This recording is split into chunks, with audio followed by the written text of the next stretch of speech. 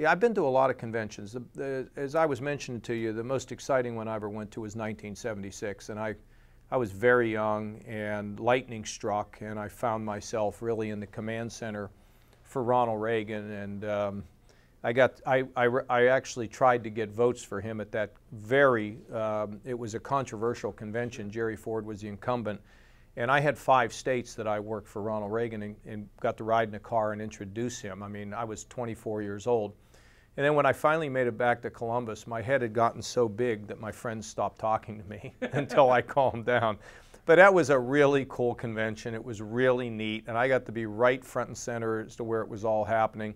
And I was there at the end when Reagan said goodbye to his inner team, and I was in the room, and I saw grown men cry, and he said, "Hey, don't be that upset. There'll be another day." And that was pretty interesting. And in '80, you know, when he was picked, I was in Detroit for, I don't know, a very short period of time, but that was sort of more or less decided. Although during that convention, I believe, is where they were talking about Jerry Ford being a running mate, yeah. And that was never going to work. And I know people that were involved in that.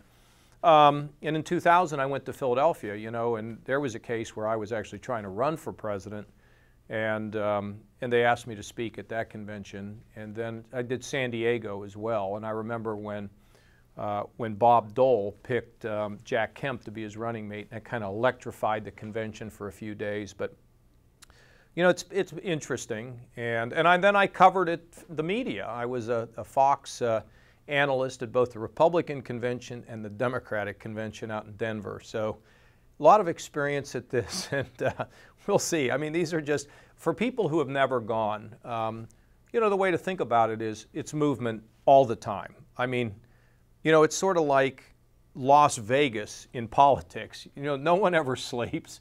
Everybody runs around. And then if you're a political junkie, every one of these people that you've seen on TV, they're all there. And then there might even be a couple celebrities there. So it's always a lot of excitement. People dress colorfully. Nobody gets any sleep. And that's what it's like, really. Did you have any idea when you were, I mean, looking back at the fact that you were 24, did you recognize at the time that what you were surrounded by? No, I mean, I really, you know, I look back on it now, and to be direct about it, you know, for whatever reason, the Lord has led me along a path in politics, and you know, my prayer. I was just at this Polish restaurant here, and the lady in the back says the rosary. I said, just say the rosary.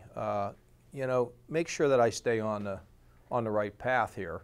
So I look back on that, it was really crazy.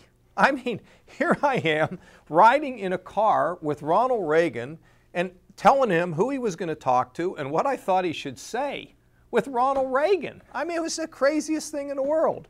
But not as crazy is in 1970 when I wrote that letter to President Nixon and got invited to the Oval Office. I mean, I think about that, and I think about my father having been a mailman and my mother a clerk, and you know, it's pretty interesting, and I'm grateful for the experiences.